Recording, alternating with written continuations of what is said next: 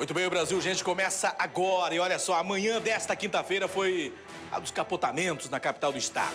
Vários capotamentos de carro. Primeiro deles, na 277. Em menos de 10 minutos, em 2 pontos diferentes da pista sentido Curitiba, São José dos Pinhais. 2 carros capotaram, próximo ao viaduto da Avenida Rui Barbosa. Um Ford Fiesta capotou depois de ser atingido na traseira por um Fiat Siena. O segundo, em pouco antes aí, próximo à academia da PM, do Guatupê, um Fusca capotou no canteiro da 277. Segundo informações, o motorista ficou sem freio. Para tentar evitar uma batida, acabou indo parar fora da pista. Graças a Deus, ninguém ficou ferido. Mas o trânsito da rodovia apresentou lentidão. Agora o Fusca, gente... Ô, Bruno Henrique, vem com o Bruno aqui comigo. O Fusca capotou o Fuscão ali, né, Bruno? Capotou, 2 pessoas no carro. Fusca, freio de Fusca. Já teve Fusca ou não? Não tive, Val. Você nunca foi pobre. Eu tive 5 Fuscão. Tal do freio do Fusca é uma desgraça. É mesmo? Ali não tem, é pra frear uma roda só, pro negócio da zebra. Tá no Fusca. Pra ter problema no freio é no Fusca. Porque são freios individuais, aquilo ali complica, é tipo Jeep, que complica pra dedéu. Então o cara capotou o Fusca, ele teve sorte. Eu não tive Fusca, mas Andou a pé. Gostaria de ter, viu, Val? Então compra um. Se quiser se incomodar, pode comprar um, que você vai se incomodar bastante, viu? Agora é o seguinte, e também pela manhã teve outro capotamento, foi no Tarumã. 2 carros bateram, um deles acabou tombando. Foi na Avenida Victor Ferreira do Amaral, por volta das 9 horas. O motorista teve ferimentos leves e foi encaminhado ao Hospital Cajuru. Agora, que coisa absurda. Você que acompanhou todos esses casos de capotamento hoje de manhã, hein, Bruno? Acompanhei todos, Val. Na 277, o trânsito intenso, foi difícil a gente chegar até o local. Na 277, o que impressiona, porque devido ao capotamento, ninguém ficou ferido. Tanto Seria velocidade? Nesse caso até pode ser. Val. A do Fusca não, essa imagem aí. O do Fusca não. Pode mostrar a imagem lá. Corta pra imagem. O Já do Fusca foi. eu explico, Quando tava Val. o Fusca no retorno, não cortaram.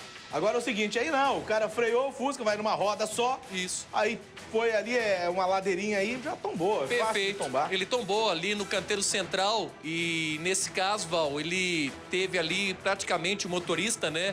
É como se salvar, estava em baixa velocidade, mas ele foi tentar evitar uma colisão traseira. Agora já no perímetro urbano aí é mais complicado. E vários Complicado. acidentes Excesso de capotamento. velocidade, sem dúvida, ali na Vitor Ferreira do Amaral, ao lado ali do Colégio da Polícia Militar.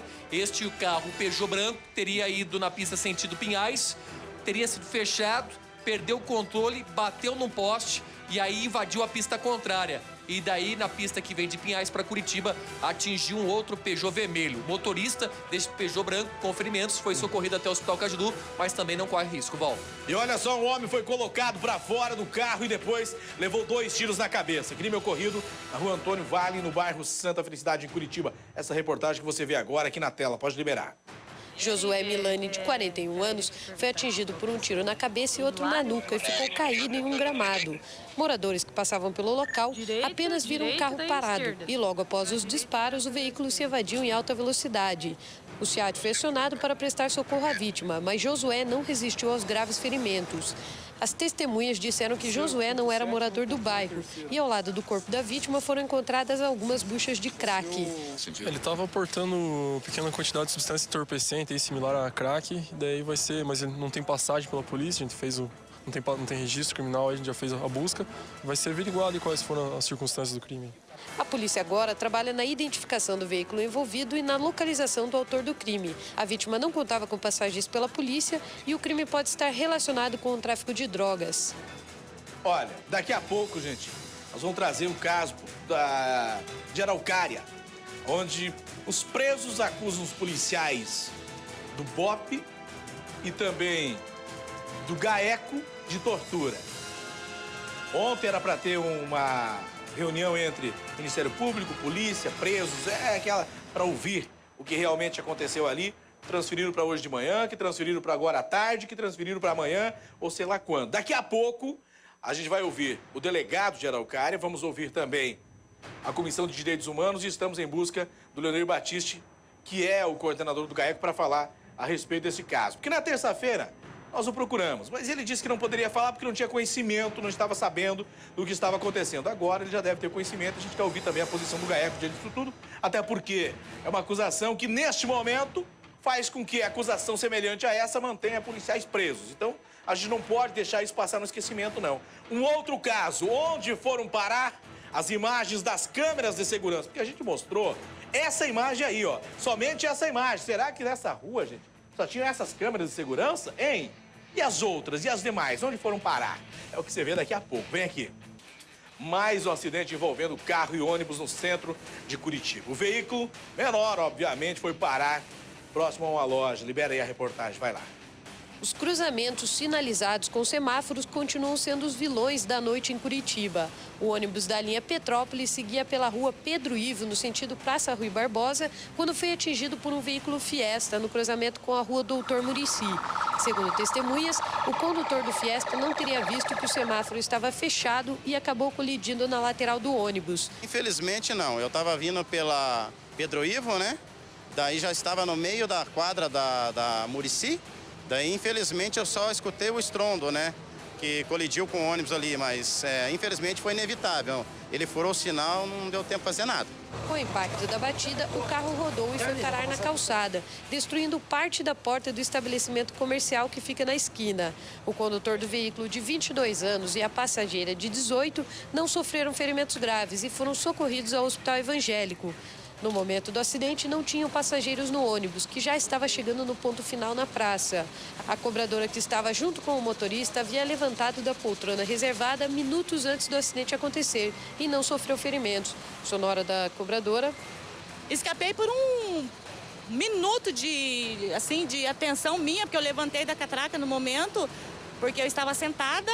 De repente, eu resolvi levantar. No que eu levantei, eu só vi o vulto, que era o carro que estava vindo.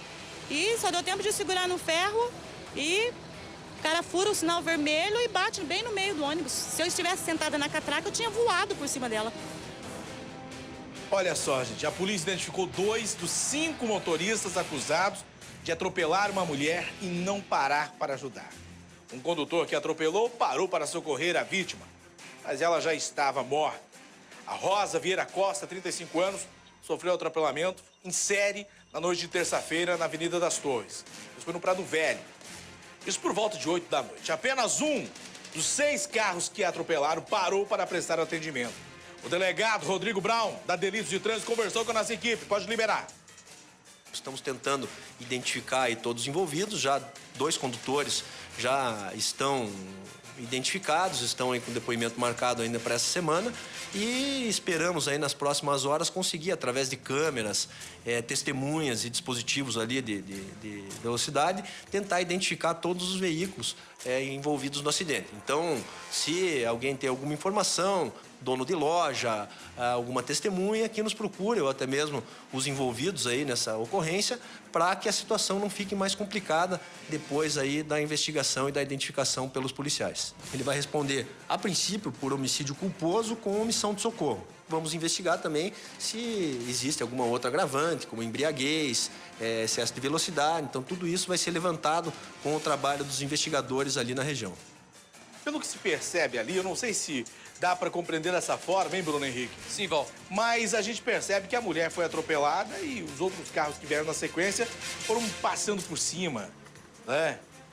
O que impressiona, Val, porque a polícia levantou a informação que ela seria moradora ali na região da Vila das Torres. É um lugar que hoje está passando por reforma, lugar escuro, só que o fluxo de veículos é intenso.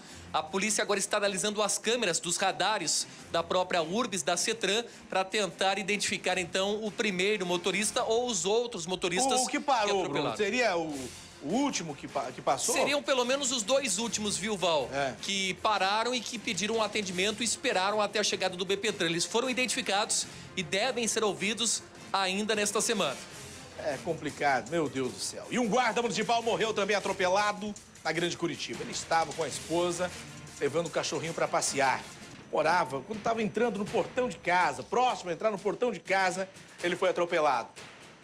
Olha aí, ó, o guarda municipal, o José Roberto Morim, 35 anos. Ele foi atropelado por um veículo, contorno norte. Morava às margens da rodovia, no quilômetro 6, no bairro Bonfim, na entrada do município de Almirante Tamandaré.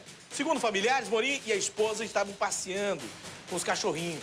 Quando tentaram atravessar a rodovia para chegar no quintal da casa, ele não teria visto o carro que seguia pelo contorno.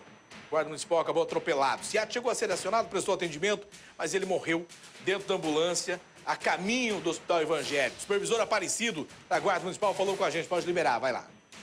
O local é um pouco escuro, não tem iluminação, né? Foi próximo das 7 horas da noite, então já tinha pouca visibilidade. E daí foi o SEAT no local, encaminhou até o hospital evangélico, mas não conseguiram. Não, ele veio a falecer já dentro da ambulância. Olha só, gente. Daqui a pouco eu vou trazer uma outra reportagem. Daqui a pouco vamos falar a respeito das câmeras de segurança na rua em que a Tainá passou. Todos os canais de televisão mostraram uma câmera de segurança só e a imagem dela. Mas teria só aquela câmera ou essa ia de lá também? Ou teriam outras câmeras? Onde essas imagens foram parar? Com quem está tudo isso? Daqui a pouco eu vou falar sobre esse assunto, porque a gente não vai deixar isso cair, não. Vem aqui. Olha que sacanagem. E como o poder público... Preste atenção nessa reportagem, preste atenção. Para o que você está fazendo e veja aí. Veja só como o poder público falha na fiscalização. Depois de várias reclamações de motoristas sobre o semáforo que está quase sempre fechado em um cruzamento no bairro Água Verde de Curitiba, a nossa reportagem foi para ver de perto o porquê. O que acontece ali? Foi fazer o que o poder público deveria ter feito há muito tempo. E olha só o porquê esse cruzamento fica a maioria do tempo fechado. Libera aí, vai lá. Até no meio da tarde, o trânsito é complicado na Avenida Getúlio Vargas, no bairro Água Verde. Motoristas enfrentam quadras de lentidão. O sinaleiro do cruzamento com a rápida que liga o bairro Portão ao centro da cidade não fica aberto por muito tempo, o que atrapalha o trânsito. Este motorista foi multado pelo radar por parar em cima da faixa de pedestres. O sinaleiro aqui fecha muito rápido, não dá nem tempo de frear, né? Exatamente, porque ali tem o ponto do ônibus, ó. Daí se fecha, os caras não podem avançar, quem tá aqui tem que parar. E o senhor levou uma multa, porque tem radar aqui. Pois é. E quem fica no congestionamento da Avenida Getúlio Vargas nem imagina o motivo de tanta demora. O problema está no botão que deveria ser usado apenas quando os pedestres querem atravessar a rua. Um vendedor de balas é o responsável pela confusão. Cada vez que o sinal abre, ele vai até o poste do sinaleiro e aperta o botão de pedestres. Rapidamente o sinal fecha. Ele deixa as balas no retrovisor, passa pegando o dinheiro. Quando o sinal abre, ele aperta de novo e o trânsito não anda. O homem não se preocupa com as viaturas da polícia que passam pelo cruzamento ou com os carros de fiscalização da Secretaria de Trânsito, muito menos com a presença da equipe de reportagem. Sem gravar entrevista, ele disse que trabalha há anos com a mesma tática. Além de atrapalhar o trânsito, dá prejuízo para os motoristas. E se eu te contar que o sinaleiro só fechou porque o vendedor de balinha fica apertando o botão a toda hora ali? É isso aí. Indignante, né? É, e não dá, né? Quem sai no prejuízo é o senhor. É, gente. Exatamente. O cara é esperto, rapaz. Agora é o seguinte, fiscalização, não conseguia entender nem compreender por quê. Há tanto tempo o pessoal lamentando, cobrando, que fecha muito rápido, pessoas sendo multadas ali e tal. E aí? Deveria ser rápido o trânsito ali, olha só o que acontece. O rapazinho vai lá, mete o dedão, volta, coloca a balinha, vai, mete o dedão. E é a tática que ele usa. Se ninguém faz nada, tá tudo certo. Vai andando, vai virando desse jeito mesmo. E um jovem foi preso escondendo um fuzil carregado em uma árvore em Curitiba. A polícia investiga se ele tem participação com quadrilhas de assalto à caixa eletrônica, até porque não é a primeira vez que ele é pego e com arma de grosso calibre. Libera essa reportagem, vai lá. Policiais do BOP receberam uma denúncia de que um jovem estava escondendo uma arma longa no quintal de uma residência nas margens da rodovia do Xisto. Os policiais foram até o quilômetro 149 da rodovia, no bairro Tatuquara, e entraram em uma chácara onde Felipe de Almeida Coelho, de 23 anos, reside com a família. O jovem informou aos policiais que não portava armas e, por isso, não haveria necessidade de averiguação minuciosa da equipe. Debaixo de uma árvore, conforme o relato do denunciante, foi encontrado um fuzil calibre 7,62 com 20 munições.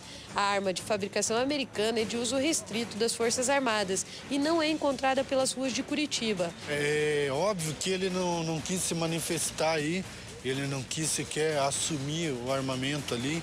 Quando nós localizamos a arma lá, ele simplesmente ficou quieto e não falou mais nada. Perguntei para ele, disse que não tinha nada a declarar e foi conduzido para cá, foi dado voz de prisão para ele, encaminhado aqui a presença da autoridade competente para a realização do flagrante delito. Felipe já havia sido preso em abril, em outra residência no bairro Campo do Santana, onde defendia sua boca de fumo com uma escopeta calibre 12. Na ocasião, o jovem e a esposa foram encaminhados ao Ciaxu com a arma e drogas. A polícia acredita que Felipe possa estar ligado a quadrilhas especializadas em assaltos a caixa eletrônicos, pois estes bandidos têm sido flagrados com armas longas. Agora é o seguinte, um homem aplicava golpes ao penhorar joias furtadas em banco, foi preso na Grande Curitiba. Esse cara aí, hein, Bruno? Pois é, tem 45 anos, foi uma operação em Campina Grande do Sul, é o José Elias Machado. Ele foi preso lá no bairro Santa Ângela e, segundo informações, Val, esse que aparece na imagem, o Machado, ele tem mandados de prisão em 3 varas diferentes nas cidades aqui de Curitiba e da região metropolitana. 2 são de Curitiba, uma delas também é de Paranaguá, no litoral. A prisão foi feita através de uma denúncia e os policiais foram então até a casa dele. Durante a prisão, o suspeito não esboçou qualquer reação. Ele é acusado também de defraudação de penhor, que é quando o indivíduo tenta induzir a Caixa Econômica Federal ao erro ao penhorar joias furtadas. Val. O delegado falou com a gente, pode liberar, vai lá. Outra equipe de investigação aqui da DEDEC, fazendo diligências em cumprimento à ordem de serviço, identificou, localizou o José, porque tem um inquérito policial aqui tramitando que ele tinha que ser interrogado. E, pesquisando os seus antecedentes, foi verificado que a existência de 3 mandados de prisão, todos por crime de estelionato. Então, em razão do trabalho aqui da equipe de investigação, mais um estelionatário foi tirado das ruas e agora está à disposição da Justiça.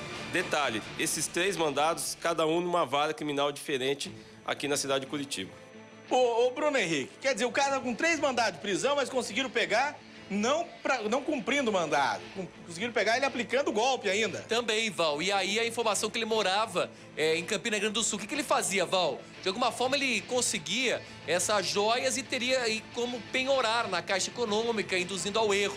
E neste caso, essas joias que eram furtadas, ele ia até a Caixa Econômica e ali receberia dinheiro da parte, então, do penhor dessas joias. E neste caso, em 3 oportunidades, a própria Caixa procurou a delegacia, registrando no boletim de ocorrência, e depois de algum tempo ele acabou sendo localizado. Porque olha só, por que a indução do erro? Porque ele pegava essas joias roubadas, ia na Caixa Econômica e penhorava ali. Dava-se a impressão que a Caixa Econômica ficava com o produto roubado e ele com o dinheiro limpinho na mão. Era exatamente isso. Porque a casa caiu, não há mal que dure pra sempre não, viu? Não adianta. E olha, o doutor Rubens Recalcati volta a trabalhar em uma delegacia de Curitiba, o 1º distrito policial, um dos principais da capital. Ele atendeu em casa a nossa repórter Marina Oliveto e falou sobre mágoas e também sobre o seu trabalho na polícia. Libera aí, vai lá. Tá no meu sangue ser policial e não é só isso, tá no meu sangue, é atender as pessoas. É estar ali presente, estar ali junto com as pessoas que precisam da polícia. E a sociedade, a comunidade precisa da polícia, principalmente os mais humildes, não é? Você sabe disso. Gera um sentimento. Da instituição? Não, lógico, gera um sentimento de dor de ver colegas sendo escrachados, massacrados. Se deve ou não, vai dizer a justiça lá no final. Sim. Não é agora que ninguém tem que condenar ninguém. Esse momento não é de você dizer que o Recalcati é culpado disso ou daquilo. É momento de você conversar e acompanhar um inquérito, um processo e ver se o fulano vai dever ou não. Depois, se ele dever, tudo bem. Aí é diferente. Agora, evidentemente que a Polícia Civil ela precisa de uma readequação administrativa, ela precisa de organização, de disciplina, precisa de hierarquia. Senão ela vai definhando cada dia mais. Aí, conversa do doutor Recalcati, entrevista ontem à noite, conversando com a imprensa. E agora ele assume como o delegado adjunto do 1º Distrito Policial, que é um dos principais da capital do estado. Então, quem estava preocupado, o Recalcati volta à atividade, não volta? Como é que vai ficar a situação do delegado Recalcati? Voltou e já está trabalhando, hein, Bruno Henrique? Ou começa na semana que vem? Começa na semana que vem, viu, Val Santos? A partir de segunda-feira. A partir de segunda-feira, o delegado Recalcati no 1º Distrito aí. E é o seguinte, gente, nós estamos acompanhando, deixando a população informada do que acontece, que esse é o papel da imprensa, sem julgar, sem condenar, tentar buscar, mostrar os fatos. É o caso dos presos que acusam policiais do GAECO e do BOP de tortura. Diz que apanharam dentro da delegacia. Como ontem não teve programa, não teve o programa ontem do Brasil Urgente por causa do jogo. Eu vou colocar no ar aqui o que realmente aconteceu na terça-feira. É a informação que a gente tem, depois eu trago o de hoje. Como é que é? O Douglas já tá comigo aí? Eu não tô vendo. Deixa eu ver, a hora que eu tiver o sinal do Douglas, que eu não chamo a reportagem, coloco o Douglas ao vivo primeiro pra mim. Eu não tô tendo a imagem aqui, como é que eu vou saber? Vou adivinhar que o negócio tem aí? Se colocar a imagem aqui, estão economizando imagem, meu filho? Então coloca. Então vamos fazer o seguinte, se não dá pra colocar a imagem aqui, coloca a imagem, coloca a reportagem do Douglas Santucci, do GAECO aí, da acusação dos presos contra o GAECO. Pode liberar, vai lá. A operação do GAECO foi feita na manhã desta terça-feira em Araucária, na região metropolitana de Curitiba. O objetivo era encontrar pessoas envolvidas com o tráfico de drogas, inclusive dentro da delegacia da cidade. De acordo com o Ministério Público do Paraná, foram cumpridos 12 mandados de busca e apreensão e 4 de prisão. 2 dos mandados foram expedidos contra pessoas que já estavam presas na delegacia. 11 presos acusam os policiais do GAECO e da Polícia Militar de agressão. No final da tarde desta terça-feira, eles foram até o Instituto Médico Legal, acompanhados de policiais civis de Araucária e de 2 policiais do GAECO. A direção do Instituto Médico Legal de Curitiba não autorizou que a equipe de reportagem acompanhasse os presos dentro do órgão. Porém, antes de entrar, eles falaram ao vivo no programa Brasil Urgente. Nem fizeram pra ninguém, saíram de boa lá e começaram a bater, espancar à toa, do nada. Eles bateram com cacetete no meu braço aqui, onde que eu tinha uma cirurgia recém-feita, né? E agora ele tá inchado e tá dolorido. E o que você teria feito? O que aconteceu? A gente tava saindo de boa e eles fizeram um corredor e começaram a bater na gente, falando pra gente sair logo. Estava fardado e se identificou como sendo de que órgão? É tudo da CAECO, tá tudo junto, tá tudo eles juntos, tudo misturado. Do jeito que ela tava saindo catardindo na bordada, né? Tá tudo junto. Então seria do GAECO e também da Polícia Militar? Verdade, isso mesmo.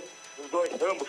O coordenador do GAECO, Leonir Batiste, disse que só vai se manifestar quando for comunicado oficialmente das denúncias. A Comissão de Direitos Humanos da OAB, Ordem dos Advogados do Brasil de Araucária, acompanha o caso. Os presos, né, que denunciam, os presos argumentam que foram no que foi a reportagem? Tá aí o delegado, o Amadeu Trevisan. Já vamos colocar agora o delegado ou não? Tem entrevista dele de hoje, não tem? Nós conversamos com o delegado Amadeu Trevisan a respeito desse assunto. Tentamos também um contato com o Leonir Batiste hoje, mas não estava no GAECO. Hoje à tarde não foi possível o contato para saber se ele já foi informado oficialmente disso tudo. Fomos informados pelo Dr. Josilmar, que é o promotor de justiça da Araucária, de que seriam ouvidos os presos pela promotoria, pelos direitos humanos, pelo delegado. Todos, um conjunto, estariam ouvindo esses presos e analisando tudo isso. Ontem não foi. Transferido para hoje de manhã, 9 horas. Também não foi. Transferiram para as 2 horas da tarde, que também não aconteceu. E agora parece que amanhã é para acontecer tudo isso, segundo as informações que a gente tem. A hora que estiver no ponto o delegado, eu já coloco o delegado Amadeu Trevisan, porque depois eu quero colocar também o representante dos direitos humanos de Araucária, que fala a respeito deste caso. Tá aí já o Amadeu Trevisan para falar disso? Agora o Douglas ao vivo aí, um acidente, depois eu volto com o Amadeu Trevisan. O Douglas Santucci está comigo?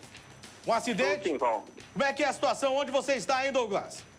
Olha, Val, falo aqui do bairro Novo Mundo, bem na esquina da Sebastião Malucelli com a João Bonato. Neste momento, socorristas do SEAT prestam atendimento em um acidente entre um carro e uma moto. O que aconteceu foi o seguinte: neste momento aqui, os 2 socorristas estão imobilizando a vítima para que ela seja aqui atendida, colocada na ambulância e levada para o hospital. A situação aqui é bastante crítica, viu, Val? O que aconteceu? O carro veio pela Sebastião Malucelli, como a sinalização aqui está toda apagada no asfalto, apenas a placa de rua aqui compare. É claro, já é o suficiente para o motorista que está atento, porém a sinalização aqui no chão está bem falha. Ele acabou furando a preferencial. Ele vinha pela Sebastião Malucelli, furou a João Bonatti aqui e vinha o motoqueiro e acabou sendo atendido. Foi para o chão, SEAT acionado, rapidamente chegou aqui até o local no bairro Novo Mundo e neste momento recebe o atendimento. Está sendo imobilizado aqui para ser levado para o hospital. Vamos tentar mostrar aqui, trânsito bastante complicado nesse cruzamento.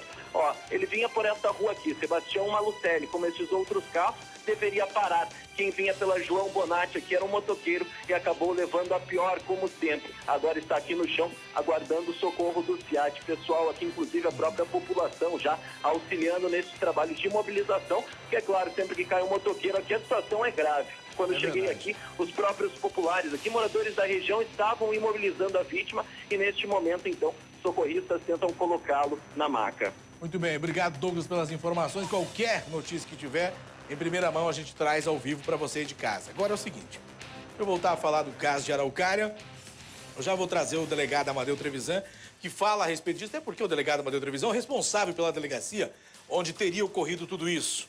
E também o representante dos direitos humanos de Araucária falando a respeito deste caso. E por que tudo isso? Porque tem que se mostrar. Não pode existir dois pesos, duas medidas. Não dá. Temos que mostrar o que realmente acontece. Atinge e doa quem doer. Deixa eu voltar agora no caso de Araucária. Por quê? Porque nós mostramos a reportagem, vem aí, mostramos a reportagem onde os presos acusam o GAECO de tortura. E neste momento onde o negócio está borbulhando ainda e policiais ainda estão presos. Sobre o quê? Acusação de tortura. De onde vem essa acusação? De presos. E agora, a acusação de tortura, de onde vem a acusação? De presos. O Amadeu Trevisan falou com a gente. Libera aí, vai lá. É bom que se deixe esclarecido também que a cadeia pública de Araucária hoje está sob a responsabilidade, sobre a gestão, sobre a administração da Secretaria da Justiça, através do Departamento Penitenciário, que mantém ali naquele espaço anexo à Delegacia de Polícia de Araucária os agentes de cadeia pública, as pessoas que foram selecionadas num sistema próprio pela Secretaria de Justiça. Essa busca e apreensão ocorreu dentro da cadeia pública. E ali os presos relatam que quando eles foram retirados de dentro das celas para o lado externo da cadeia, para que as celas fossem vistoriadas, para que as celas fossem revistadas, para os fins que determinavam o auto de busca e apreensão, os presos, eles alegam que sofreram espancamentos nessa passagem da cadeia para o ambiente externo, que é formado um corredor, os policiais ficam e os presos passam no meio. Eles alegam que, embora muito frio, eles estavam apenas de roupa de cueca e que, quando passavam por ali, eles recebiam golpes de cacetete, golpes de escudo, e quando alguns escorregavam, porque sabão estava depositado no chão, eles chutavam esses presos. Não estava presente, porque foi uma segunda-feira logo pela manhã, né? Foi uma segunda-feira logo pela manhã e mesmo porque eu estava também viajando nesse dia, devidamente autorizado, estava em viagem. Mas assim, outro delegado estaria respondendo, obviamente, pela cidade naquele dia. Não sei, essas fotos eu não sei como é que elas vazaram, não sei como é que elas foram tiradas e mandadas para a imprensa. São ao todo 11 presos que foram encaminhados para exame de lesões corporais e serão ouvidos, mas as famílias não nos procuraram ainda.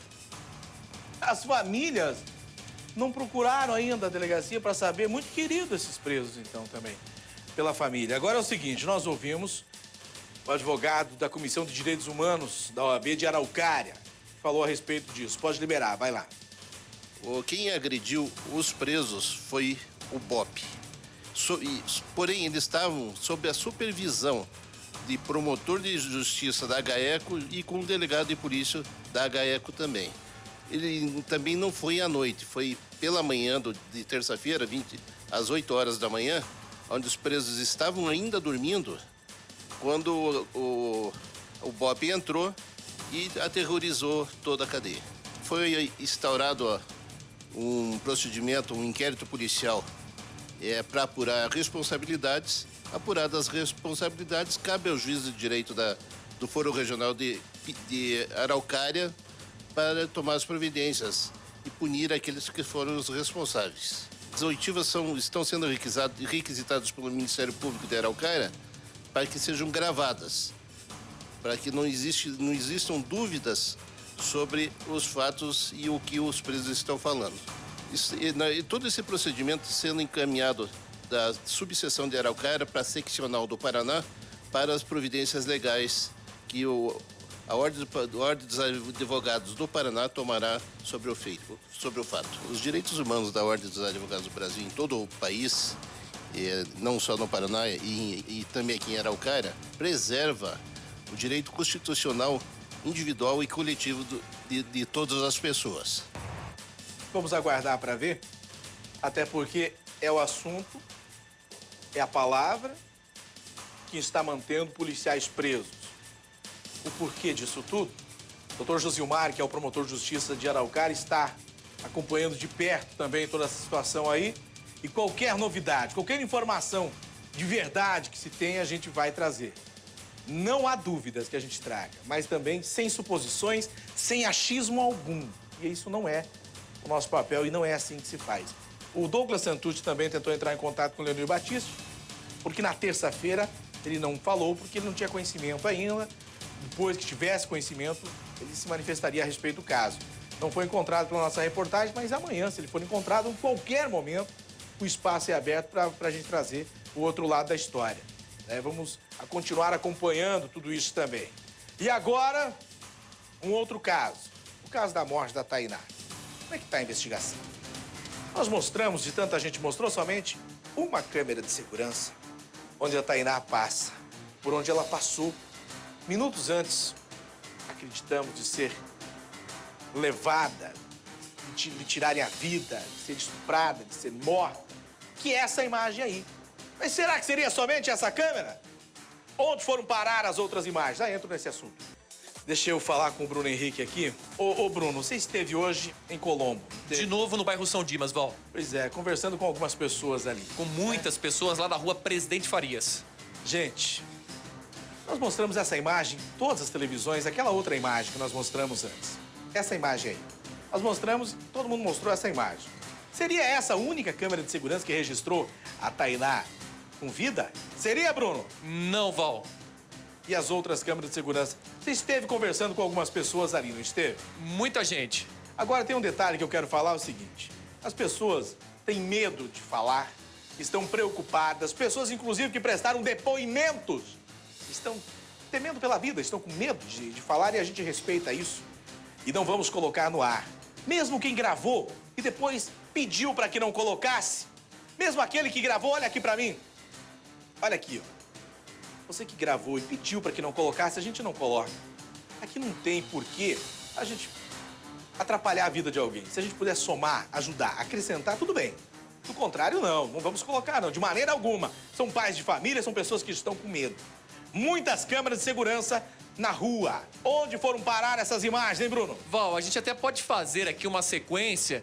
Até a gente explicava, inclusive, ao Fábio Cote, como a gente fez hoje esse trajeto, viu, Val? Aí já seria a câmera 2 do caso da Tainá, aí também, olha, um pouco antes do próprio estabelecimento. Muito rápido, passa muito rápido. Eu gostaria que parasse alguma câmera que pudesse falar daquela câmera ali. Por essa exemplo, é a câmera 1, Val.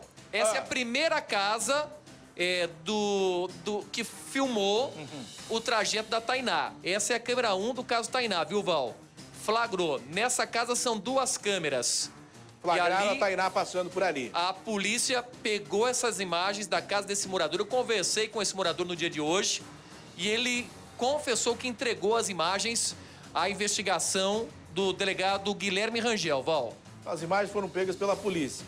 Já está na mão da polícia através de um pendrive. Até porque a gente foi atrás disso porque alguém entrou em contato com a gente dizendo que alguém teria ido na casa, dito que era da polícia e levado as imagens numa dessas residências aí. Mas a pessoa estava com medo se era polícia ou não era, mas pelas características que você que conhece a polícia também, então foram policiais mesmo que pegaram essas imagens, a família pode ficar um pouco mais tranquila. Investigadores, Val. É isso? Isso. Aquela, pra você ter uma ideia, noção, é a primeira casa que acompanhou ali a câmera o trajeto da Tainá em direção à residência lá da rodovia da Estrada da Ribeira, Val. E na sequência tem outras câmeras aí, tem, não tem? Sim. Caso 2, 300 metros à frente tem essa residência aí também, bem no cantinho ali do telhado. Câmera focada pra rua, onde mostra que a Tainá também passou por ali. Ainda antes, lá do mercado. O mercado tá lá embaixo, próximo do caminhão, lá que está descarregando. E também flagrou, é uma câmera que seria de segurança. aquela imagem que todo mundo viu. Depois dessas imagens, seria aquela imagem que caiu na imprensa aí. Depois disso seria ainda, essa imagem Val, aí. Isso ainda é lá na câmera 4, viu, Val? A gente tem outras casas antes. Olha aí a sequência. Câmera 3 do caso Tainá. Esse estabelecimento, Val, geralmente é feito um culto para quem é evangélico lá na região, somente apontado para a rua 4 câmeras. Também flagraram e as imagens também foram entregues para a polícia, não foi? Antes mesmo do mercado. Olha essa panorama, Val, o mercado lá, o material de construção que flagrou. A gente tá antes ainda, viu, Val? Olha essa panorama, a gente tem uma noção de como a Tainá foi flagrada por essas câmeras, Val. Pois é. Essa ali é a câmera que flagrou a imagem da Tainá, né? Exatamente. Seria essa câmera aí. Seria o 4º estabelecimento que mostra essa imagem aí. Ó. Que mostra exatamente essa imagem. Antes disso, 3 casas têm as câmeras de segurança. Por que eu estou falando isso, Bruno? Eu estou falando isso, gente. Por quê? Porque são várias câmeras, são vários pontos e tudo isso está na mão da polícia. Então, de repente, quando a gente ouve, quando vem aquele achismo, quando a gente discute somente sobre um ponto, uma câmera. Olha quantas câmeras nós mostramos. E eu pergunto para você que conversou com os donos, proprietários das casas, onde essas imagens foram parar, Bruno? Tanto na primeira casa como nos outros estabelecimentos, todos colocaram num pendrive e entregaram na mão da polícia. Todas essas imagens estão na polícia. E por que é importante citar isso? Pelo menos a informação que a gente tem. Agora, só para eu concluir um detalhe aqui. Por que é importante? Porque muito se discute analisando essa imagem aí, ó. Então, quer dizer, todo mundo se discutiu quem estaria passando lá, de quem seria aquele carro, aquela moto, quem passou, quem viu, quem deixou de ver. Gente, isso muitas vezes se torna achismo, porque as imagens das outras câmeras anteriores mostram com clareza tudo isso. E quem tem essas imagens, acredito eu, diante das informações, com mais clareza quem tem tudo isso é a polícia. Não é verdade, Bruno? Sem dúvida. E pode mostrar se tem alguém andando junto, com quem ela conversou antes, se alguém passou, se alguém viu, alguém deixou de ver. Então, por isso que eu espero que algo seja concluído e logo. E tem um outro detalhe que eu gostaria de chamar a atenção. Pode tirar o Bruno da tela, eu já volto com o Bruno. Gente, eu só quero... Porque perguntar, eu posso, como cidadão. Por exemplo, o dono do parque, o filho dele, foram ouvidos, obviamente. Você conseguiu contato com eles de novo, Bruno, ou não? Não consegui nenhum contato com eles, Val. Eles não estão preocupados com o parque que perderam? Eles não estão preocupados em tentar... porque se foi uma injustiça contra eles, de entrar com uma ação contra o Estado, porque a população que quebrou, de repente o Estado seja responsabilizado, eu não sei. Quem vai pagar o prejuízo deles? Eles não estão preocupados. Me causa um tanto quanto de estranheza tudo isso. Eles não estão preocupados com isso, gente. Tentei conversar hoje, você é prova disso, com um advogado que teria acompanhado primeiramente o proprietário do parque, o filho do parque, até a polícia, até o GAECO, até a sede do Coop. Depois disso, ele não assumiu, a responsabilidade de defender ou de acompanhar o caso desses 2 empresários. E ele disse, olha, não fui contratado, fui somente na companhia, depois disso não requisitaram o meu trabalho, fui como amigo. E ele também não pode responder sobre isso, Val. Sabe por que é interessante se pensar tudo isso? Porque muitas vezes se forma a opinião do povo diante de uma imagem, por exemplo. Se questiona, se faz um estardalhaço diante de uma imagem. Olha diante somente dessa imagem aí, ó. Tudo se acontecer, toda a opinião popular, todo o achismo veio diante dessa imagem.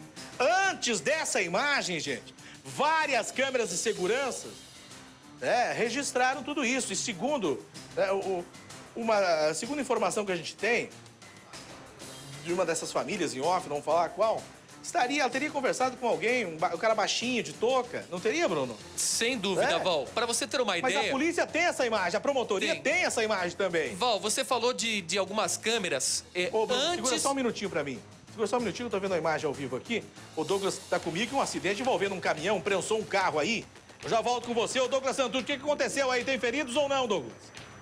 Olha, Val, falamos ao vivo aqui da Rua Oliveira Viana com a linha verde no sentido São Paulo. Neste momento, um acidente envolvendo aqui um caminhão do Corpo de Bombeiros e um carro, um veículo também vermelho. Olha só a situação, Val. O caminhão do Corpo de Bombeiros, é claro, bem maior e demora um bom tanto para frear. Desculpa, aqui está difícil a visão por causa do sol que está... O caminhão do Corpo de Bombeiros, ele demora bastante para frear por causa do peso. Este carro, este Ford Ka, vinha pela marginal e bem neste sentido aqui, Val, a pista afunila. São duas pistas que se transformam em uma. Neste momento, então, o caminhão do Corpo de Bombeiros estava vindo, o Ford Ka foi passar aqui pela direita e acabou sendo esmagado. O pessoal do Corpo de Bombeiros tentou frear, mas o caminhão é muito pesado e também o rapaz aqui que estava no Ford Ka não conseguiu jogar para a lateral, para cima aqui da calçada, porque tinha um poste. Ele achou que poderia ser, inclusive, pior. Sem feridos. Neste momento, o Corpo de Bombeiros, então, com este caminhão aqui que se envolveu num acidente, mas que importa aí, sem nenhum ferido, apenas os danos materiais. Chegou a prensar aqui, ó, encostar um no outro e o acidente aconteceu. Linha verde, com trânsito complicado. Bem no cruzamento com a Oliveira Viana, no bairro Auer, em frente aqui à estação Vila Pani.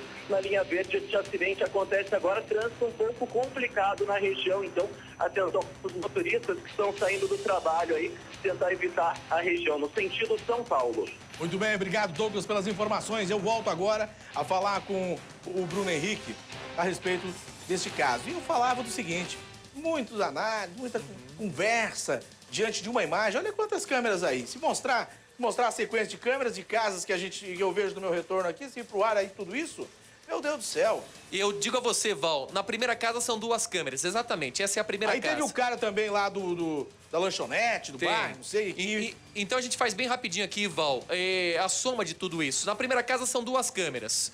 Aí, na próxima, 300 metros, tem mais uma câmera. Depois, antes do material de construção, mais 4. Aí já são 7. Aí a gente tem um registro, exatamente. Nesse ponto são 4 câmeras. Aí a gente tem o registro do material de construção. E aí um pouco à frente lá, tem a pizzaria e tem a cancha de futebol. Veja só quantas câmeras, tudo isso na mão da polícia. É, o que a gente espera é que agora tudo isso se esclareça, né?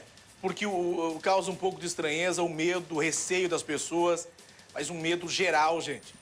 Né? Um medo geral. Não é um medo só dos bandidos, não é um medo geral. E quem está me acompanhando sabe o que eu quero dizer. Medo de tudo. Medo de tudo que pode acontecer ou deixar de acontecer, viu? É preocupante tudo isso. E a gente vai continuar acompanhando. Espero que amanhã tenhamos novidades a respeito disso também. Mas é interessante falar e mostrar esse caso aí dessa forma. Por quê? Porque vem muito achismo, muita conversa de diz que me diz que. Através do quê? Dessa imagem, somente essa imagem. Mas tem tantas outras imagens aí que estão sendo analisadas pela polícia. Falei que me causa estranheza e me causa estranheza o dono do parque. Se quer lamentar que quebraram e queimaram tudo, Bruno. Quebraram o parque do cara, arrebentaram com tudo.